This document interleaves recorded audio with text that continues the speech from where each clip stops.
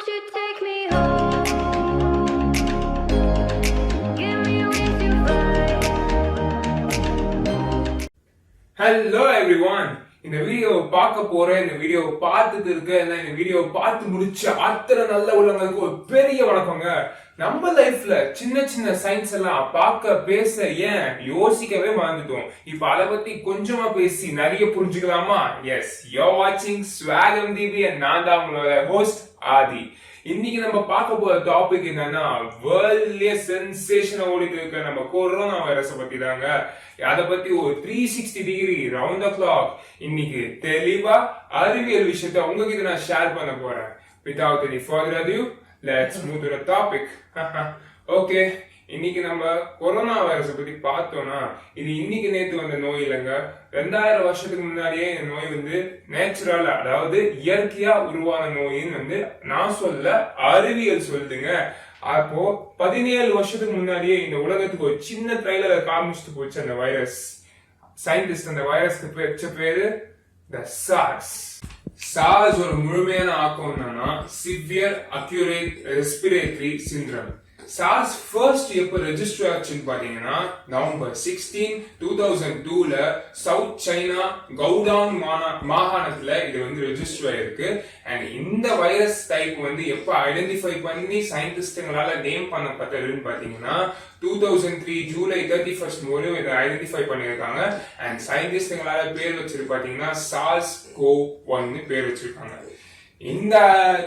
இந்த ஸ்பிரிட்டோட chain link எப்படி differentiate பண்ணிருக்காங்கன்னா, இப்ப 2020ல வந்து எப்படி வந்து பேட்ஸ் வந்து ஐடென்டிஃபை பண்ணாங்களோ அதே போலதான் 2002லயும் வந்து பேட்ஸ் ஐடென்டிஃபை பண்ணிருக்காங்க. பேட்ல இருந்து கேட்ஸ், கேட்ல இருந்து ஹியூமன்ஸ்ல இருந்து ஒரு சோஷியல் ஸ்ப்ரெட் இது மாறி இருக்கு. இந்த வைரஸோட தாக்கத்தினால கிட்டத்தட்ட 26 கண்ட்ரீஸ்ல வந்து அஃபெக்ட் ஆயிருக்கு. 8000 பாசிட்டிவ் கேசஸ் வந்து ரெஜிஸ்டர் ஆயிருக்கு. அண்ட் 774 பீப்புள்ஸ் வந்து இறந்துருக்காங்க இந்த SARS-CoV-1. நம்ம SARS-CoV-1 பத்தி பார்த்தாச்சுங்க. இப்ப நம்ம பார்க்க போறது SARS-CoV-2, அதாவது நம்ம எல்லாருக்கும் தெரிஞ்ச நாவல் கொரோனா வைரஸ். நாவல்னா முதல்ல என்னன்னு தெரிஞ்சுக்கோங்க. நாவல்ன்றது வந்து நியூலி ஐடென்டிஃபைடுன்றது தான் அதோட அர்த்தம். ஸோ வந்து நியூலி ஐடென்டிஃபைட் வைரஸ்ன்றதுனால இது பேர் நாவல் கொரோனா வைரஸ்னு வந்திருக்கு. இந்த SARS-CoV-1க்கும் SARS-CoV-2க்கும் என்ன டிஃபரன்ஸ் பாத்தீங்கன்னா ஒண்ணுமே கிடையாது. அதோட இல்னஸும் அதோட சிம்டம்ஸும் எல்லாமே சேம் as அப்படியே தான் இருக்கு. இன்னும் சொல்ல போனா வந்து இந்த வைரஸ் வந்து ரொம்ப ஸ்ட்ராங்கா பில்ட் ஆயிருக்கு, தவிர வேற எந்த சேஞ்சஸும் இல்லை. அண்ட் இன்னைக்கு வீடியோ நான் ரெக்கார்ட் பண்ண தேதியில பாத்தீங்கன்னா COVID-19 நாவல் கொரோனா வைரஸால பாதிக்கப்பட்ட மக்கள் உலகம் முழுக்க, இந்தியா முழுக்க, தமிழ்நாடு முழுக்க அண்ட் இறந்த மக்களும் வந்து இப்ப நான் லிஸ்ட் சொல்றேன், கேளுங்க. உலகம் இப்ப ஃபர்ஸ்ட் வந்து நான் COVID-19னால பாசிட்டிவ் கேசஸ் ரெஜிஸ்டர் அதை பத்தி சொல்லிடுறேன். உலகம், India and as well as Tamil Nadu பத்தி சொல்லிடுறேன். 36,44,844 people வேர்ல்ட் லெவல்ல இருக்காங்க. அண்ட் இந்தியா லெவல்ல பாத்தீங்கன்னா 48,433 பீப்புள்ஸ். தமிழ்நாடு லெவல்ல பாத்தீங்கன்னா 3,550 பீப்புள்ஸ். டெத் ரேட் சொல்றேன். வேர்ல்டு லெவல்ல 2,52,366 பீப்புள்ஸ். அண்ட் இந்தியா லெவல்ல பாத்தீங்கன்னா 1,568 பீப்புள்ஸ். அண்ட் தமிழ்நாடு லெவல்ல பாத்தீங்கன்னா 31 பீப்புள்ஸ். இதுல வந்து ரெக்கவர் ஆகி வீட்டுக்கு திரும்பினவங்க, அதாவது COVID-19னால பாதிக்கப்பட்டு ரெக்கவர் ஆகி வீட்டுக்கு திரும்பினவங்க பாத்தீங்கன்னா வேர்ல்டு லெவல்ல கிட்டத்தட்ட 10,17,000 பீப்புள்ஸ் வந்து ரெக்கவர் ஆகி வீட்டுக்கு திரும்பி இருக்காங்க. இந்தியா லெவல்ல பாத்தீங்கன்னா 13,161 பீப்புள்ஸ் வந்து ரெக்கவர் ஆகி வீட்டுக்கு திரும்பி இருக்காங்க இன்னைக்கு நிலவரப்படி. இப்ப நம்ம வந்து SARS கொரோனாவை பத்தி பார்த்தாச்சு அண்ட் நாவல் கொரோனாவை பத்தி பார்த்தாச்சு. இதுக்கு ரெண்டு காமனான சிம்டம்ஸ் இப்ப பார்க்கணும்ல. ஸோ சிம்டம்ஸை பார்த்துடலாம். இப்போ 65ல இருந்து 80% பீப்புள்ஸ்க்கு வந்து காஃப் வருது. அண்ட் 40 to 50% பீப்புள் வந்து ஃபீவர் வருது. 15% பீப்புள்ஸ்க்கு வந்து ரெஸ்பிரேட்டரி சிம்டம்ஸ் வந்து வருது. இதெல்லாம் சிம்டம்ஸ் வந்து ஸ்டாட்டிஸ்டிக்ஸ் படி இருந்தாலும் but symptoms are not constant தான் சொல்ல போறோம். ஏன்னா எல்லாருக்குமே ஒரே வகையான சிம்டம்ஸ் வந்து வரதில்லை. எல்லாருக்குமே டிஃப்ரெண்ட் கைண்ட்ஸ் ஆஃப் சிம்டம்ஸ் வருது. ஒருத்தருக்கு வந்து ஃபீவர் வருது, ஒருத்தருக்கு வந்து ஷவரிங் வருது, ஒருத்தருக்கு வந்து டயரியா வருது, ஒருத்தருக்கு வந்து காஃப் வருது. ஸோ வந்து இந்த சிம்டம்ஸை வந்து நம்ம வந்து கான்ஸ்டன்டா வைக்க முடியல. அண்ட் மோர் ஓவர் இந்த வைரஸோட தாக்கம் பார்த்தீங்கன்னா 2 வாரம் கழிச்சு, அதாவது கிட்டத்தட்ட 14 days கழிச்சு தான் நம்மளுக்கு தெரியறதுனால நம்மளால ஈஸியா ஐடென்டிஃபை பண்ண முடியறது இல்லை. இதுக்கு வந்து டாக்டர்ஸ் என்ன பிரிஸ்கிரைப் பண்றாங்கன்னா நம்மளோட டிராவல் ஹிஸ்டரி அண்ட் நம்ம கூட இருந்தவங்க டிராவல் ஹிஸ்டரியை வந்து நோட் பண்ணி அதை வச்சுதான் இதை வந்து ட்ராக் பண்றாங்க ஒழிய மற்றபடி வந்து சிம்டம்ஸை வச்சு பெருசா வந்து இல்லை. But symptoms is also a key mark of corona. இப்போ நம்ம வந்து சார்ஸ் கொரோனாவை பத்தியும் பார்த்தாச்சு, நாவல் கொரோனாவை பத்தியும் பார்த்தாச்சு, இதுக்கு 2 சிமிலரா இருக்க சிம்டம்ஸையும் பார்த்தாச்சு. உங்க எல்லாருக்கும் ஒரு கொஸ்டின் இருக்கும், கொரோனானா என்ன, இது என்ன டைப் ஆஃப் வைரஸ் அண்ட் இது ஒரு மெக்கானிசம் என்னன்னு. இதை பத்தி ஒரு சின்ன பிரீஃபிங் பார்க்கலாமா? ஓகே, இந்த கொரோனா வைரஸ் தான் வந்து largest genome of the respiratory virus கேட்டகரியில வருது. ஜீனோமினா என்னன்னு நீங்க கேட்பீங்க. It's just about genetic information தான் ஜீனோமின்னு சொல்லுவேன். அண்ட் இதுக்கு வந்து 30,000 பேஸ் பேர்ஸ் கொண்ட வைரஸ் இது. பேஸ் பேர்னு திருப்பி என்ன கொஸ்டின் வைஸ் ஆகும். பேஸ் பேர்னா ஒன்றும் இல்லைங்க, நம்ம எல்லா உடம்புக்குள்ளேயும் வந்து அதாவது லிவிங் ஆர்கானிசம் உடம்புக்குள்ள ஒரு சிந்தசைஸ் பண்ணப்பட்ட ஒரு ஸ்டாண்ட் இருக்கும். அதாவது நம்ம ஹியூமன்ஸ்க்கு டிஎன்ஏ ஸ்டாண்ட் இருக்கிற மாதிரி இந்த வைரஸ்க்கு ஆர்என்ஏ சிங்கிள் ஸ்டாண்டர்ட். இது வந்து RNA single standard virus. So இதுக்கு வந்து ஆர்என்ஏ ஸ்டாண்ட் இருக்கு. இது வந்து ஈஸியா மியூட்டேட் பண்ணுது, அதாவது வந்து ஃபாஸ்ட் மியூட்டேஷன் இருக்குது. இது வந்து குறிப்பா புரோட்டீன்ஸை மியூட்டேட் பண்ணுது இது ஒரு ஸ்டாண்ட்ல. இன்ஃபேக்ட் இதுக்கு ஒரு சின்ன ஃபேக்டர் சொல்லணும்னு ஆசைப்படுறேன். நம்ம எல்லாருக்கும் தெரிஞ்ச ஃபிளைன் ஃப்ளூ, அதாவது வந்து H1N1 பன்னி காய்ச்சல்னு சொல்றோம். அந்த பன்னி காய்ச்சல் டிசீஸ்க்கே வந்து 14,000 பேஸ் பேர் தான் இருக்கு. பட் அதை விட டபுள் த டைம் இதுக்கு வந்து 30,000 பேஸ் பேர் இருக்கு. So it's a strong virus தான் நான் சொல்ல போனேன். ஓகே, இந்த வைரஸ்ல இந்த ஸ்டாண்ட்ல புரோட்டீன், அப்ப என்ன டைப் ஆஃப் புரோட்டீன் நீங்க கேட்பீங்க. கரெக்ட், இந்த முக்கியமான பர்டிகுலர் புரோட்டீன் இருக்கு, அது பேர் வந்து எஸ் ஸ்பைக் புரோட்டீன். இந்த எஸ் ஸ்பைக் புரோட்டீன் என்ன பண்ணுதுன்னு பாத்தீங்கன்னா, இந்த புரோட்டீன் வந்து நம்மளோட ரெசிப்டார்ல போய் பண்டில் ஆகுது. பண்டில்ஸா போய் வந்து செட்டில் ஆகுது. நம்ம ரெசிப்டார்ஸ்ன்னு சொன்னா வந்து ஹார்ட், கிட்னி அண்ட் லங்ஸ்ல போய் அது வந்து செட்டில் ஆகுது. இதனால நம்மளுக்கு என்ன பிரச்சனை வருதுன்னா, இதனால நம்மளுக்கு வந்து ரெஸ்பிரேட்டரி ப்ராப்ளம்ஸ் வருது. குறிப்பா இந்த பிரச்சனைகள் யாருக்கு வருதுன்னா, ஏற்கனவே கார்டியோவாஸ்குலர் பேஷண்ட்ஸ்க்கு, அதாவது வந்து இதய சம்பந்தப்பட்ட நோய் இருக்க பேஷண்ட்ஸ்க்கு அண்ட் வந்து கேன்சர் பேஷண்ட்ஸ், டயபெட்டிக்ஸ், சக்கர நோய் இருக்கிற பேஷண்ட்ஸ் and respiratory illness இருக்க patients like asthma and pneumonia இருக்க patients ஈஸியா அஃபெக்ட் பண்ணுது இந்த புரோட்டீன். இப்ப நம்ம பார்க்க போறது மெக்கானிசத்தை பத்தி.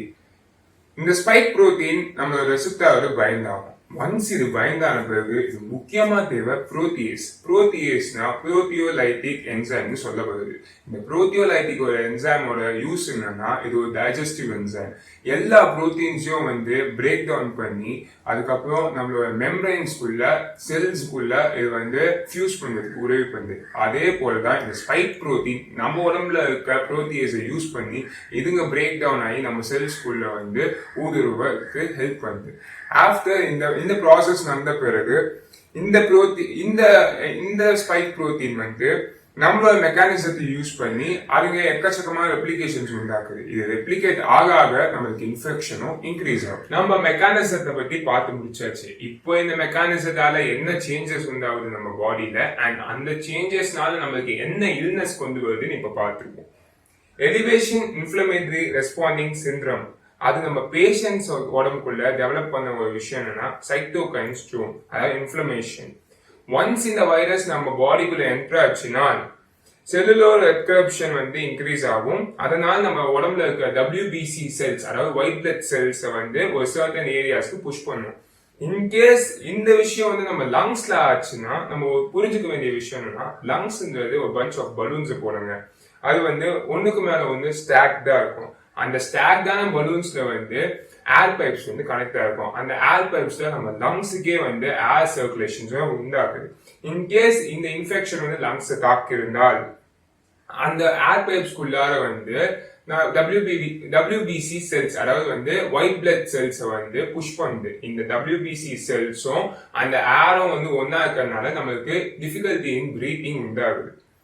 எலிவேஷன் இன்ஃப்ளமேட்டரி ரெஸ்பாண்டிங் சிண்ட்ரம் வந்து இதனால நமக்கு என்ன சொல்ல வருதுன்னா, எக்ஸஸான ஹைப்போடென்ஷன் அண்ட் சிவியர் ரெஸ்பிரேட்டரி ஃபெயிலியருக்கு உண்டாக்குது. அண்ட் இந்த சிச்சுவேஷன் பேர் தான் வந்து ARDS, அதாவது அக்யூட் ரெஸ்பிரேட்டரி டிஸ்ட்ரெஸ் சிண்ட்ரோம். நம்ம எல்லாருக்குமே தெரிஞ்சது கொரோனா வைரஸை ஐடென்டிஃபை பண்றதுக்கு PCR என்ற டெஸ்ட் உலகம் முழுக்க எடுக்கிறாங்க.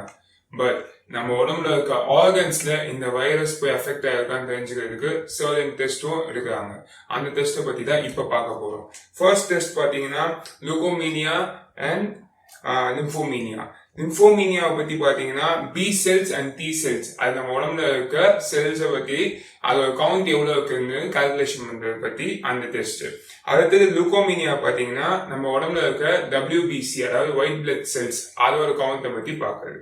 ரெண்டாவது டெஸ்ட் பத்தி பாத்தீங்கன்னா elevated test AST and ALT. இந்த டெஸ்ட் எதுக்காக எடுக்கிறாங்கன்னு பாத்தீங்கன்னா லிவர் ஃபங்க்ஷனிங் டெஸ்ட். நம்ம உடம்புல இருக்க லிவர் எப்படி ஃபங்க்ஷன் ஆகுது, அதுல வைரஸ் போய் அட்டாக் ஆயிருக்கான்னு தெரிஞ்சுக்கிறதுக்காக இந்த டெஸ்ட் எடுக்கிறாங்க.